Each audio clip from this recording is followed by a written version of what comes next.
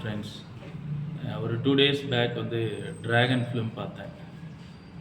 Extraordinary film making. அந்த ஃபிலிமில் நடித்த ஹீரோ, ஹீரோயின்ஸ், அந்த பிரின்சிபல் கேரக்டர் எல்லாமே நல்லா பண்ணியிருந்தாங்க. டைரக்டரோடைய ஒர்க்கு நல்லா இருந்தது.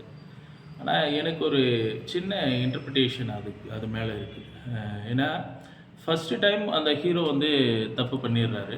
அந்த தப்பு பண்ணிவிட்டு அந்த லவ் வந்து ஃபெயிலியர் ஆனோடனே அவர் வந்து பார்த்திங்கன்னா ஒரு ஜாப் அவங்க ஹஸ்பண்டை விட நிறைய சேலரிக்கு ஒர்க் போகணும் அப்படின்ட்டு திங்க் பண்ணி ஜாயின் பண்ணுறாரு ஃபேக் சர்டிஃபிகேட்டோட.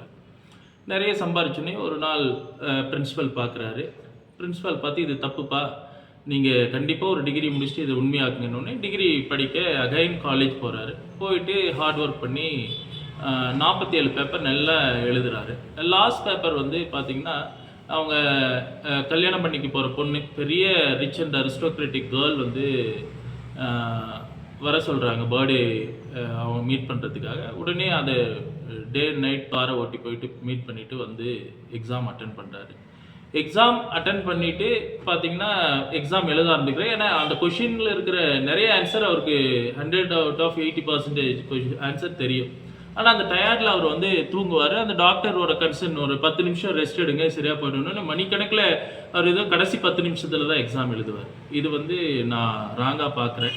ஏன்னா ஒரு எக்ஸாம் இன்விஜிலேட்டர் வந்து பார்த்திங்கன்னா ஒரு 10 நிமிஷம் கீழே குஞ்சிருந்தாவே ஏன்பா என்னன்னு கேட்பார். 1.5 மணி நேரம் 2 மணி நேரம் ஒரு எக்ஸாமில் கீழே தூங்கிட்டு இருக்கிறத பார்த்துட்டு இன்விஜிலேட்டர் கேட்கலன்றது ஒரு ராங்காக இருக்குது. அது இல்லாமல் அந்த 47 பேப்பர் எழுதுனதுனால இந்த ஒரு பேப்பர் எழுதி பாஸ் பண்ண முடியாதா? அது ஜஸ்ட் பாஸ்லையாவது அந்த டைரக்டர்ஸ் வந்து அவர் கொடுத்துருக்கணும். அதுதான் எனக்கு சரின்னு படுது. ஏன்னா ஒரு பெரிய அரிஸ்டோக்ராட்டிக் கேர்ள் வந்து அவங்க அப்பா வந்து இந்த பையன் நல்ல பையன்னு சொல்லி பொண்ணு தரக்குள்ள அதை வந்து அக்செப்ட் பண்ணி அந்த கதைக்களத்தை அப்படி சக்ஸஸ்ஃபுல்லாக தான் கொண்டு போயிருக்கணும் ஒழிய அது வந்து ஒரு பேட் ரோல் மாடலாக எனக்கு தெரியுது. ஏன்னா ஒரு மிடில் கிளாஸ் பையன் தப்பு பண்ணுவானா அப்படின்றது மாதிரி எனக்கு என்னுடைய இன்டர்பிரிட்டேஷன் தோணுது. அது உங்களுக்கு எப்படி இருக்குன்னு தெரியல.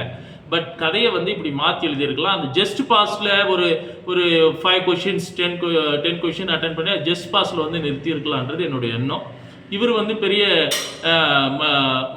கம்பெனியோட ஹெட் ஆகிட்டு அந்த கூகுள் ஒர்க் பண்ண தம்பிக்கும் ஜாப் கொடுத்துருது மாதிரியே கதைக்காலத்தை பண்ணியிருக்கலாம்.